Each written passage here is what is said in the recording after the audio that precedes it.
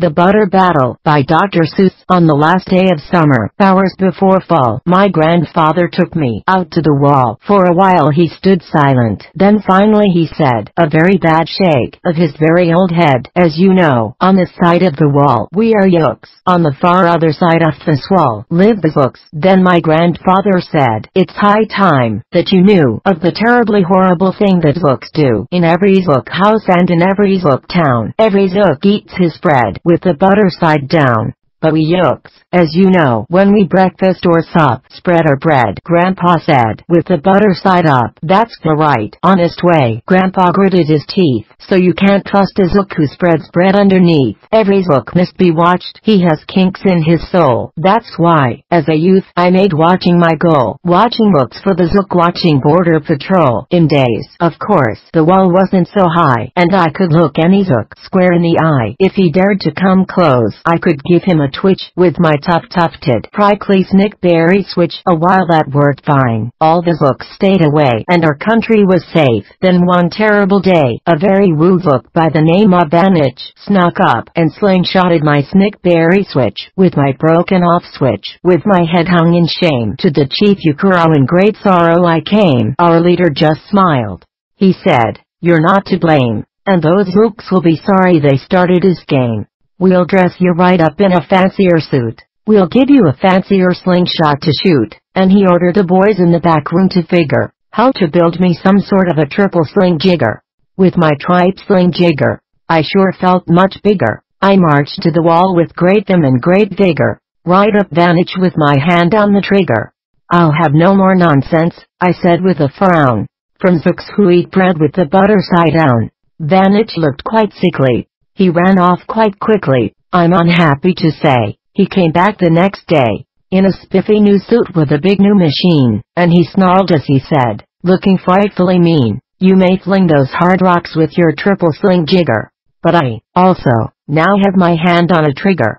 My wonderful weapon, the jigger rock snatch 'em, we'll fling 'em right back, just as quick as we catch 'em. We'll have no more nonsense. We'll take no more gup from you Yooks who eat bread with the butter side up. I had failed, sir, I sobbed as I made my report to the chief Ukuro in the headquarters fort. He just laughed. You've done nothing at all of the sort. Our slingshots have failed. That was old-fashioned stuff. Slingshots, dear boy, are not modern enough. All we need is some newfangled kind of gun. My boys in the back room have already begun to think up a walloping whizzinger one. My bright boys are thinking. They're on the right track. They'll think one up quick, and we'll send you right back. They thought up a great one. They certainly did. They thought up a gun called a Kickapoo Kid, which they loaded with powerful poo-a-doo powder, and ants' eggs and bees' legs, and dried fried clam chowder. And they carefully trained a real smart dog named Daniel to serve as our country's first gun-toting spaniel. Then Daniel, the Kickapoo Spaniel, and I marched back toward the wall, with our heads held up high, while everyone cheered and their cheers filled the sky. Fight. Fight for the butter side up. Do or die. Well, we didn't do. And we didn't quite die, but we sure did get worsted. Poor Daniel and I. Vanich was there too. And he said, the old pig. The boys in my back room invented this rig, called the 8-nozzled, elephant-toted Womblitz. It shoots high-explosive sour cherry stone pits. And we'll put your dumb Kickapoo Kid on the fritz. Poor Daniel and I were scared out of our wits. Once more, by Vanich I was bested and beat. Once again I limped home from the wall in defeat. I dragged, and I sagged, and my spirits were low, as low as I thought that they ever could go, when I heard a boom-bop, and a diddle-dee-dill, and our butter-up band marched up over the hill. The chief Ukuro had sent them to meet me, along with the right sit-up song girls to greet me. They sang, oh, be faithful, believe in thy butter.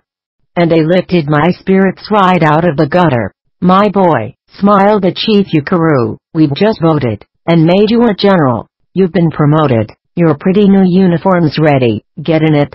The big war is coming. You're going to begin it. And what's more, this time you are certain to win it. My boys in the back room have finally found how. Just wait till you see what they've puttered up now. In their great new machine you'll fly over the wall, and clobber those buttered down books one and all. Those boy in the back room sure knew how to putter. They made me a thing called the utterly spotter, and I jumped aboard with my heart all aflutter, and steered toward the land of the upside down butter. This machine was so modern, so frightfully new, no one knew quite exactly just what it would do. But it had several faucets that sprinkled blue goo, which, somehow, would sprinkle his books as I flew, and gum up that upside down butter they chew. I was racing pell-mell, when I heard a voice yell, "If you sprinkle us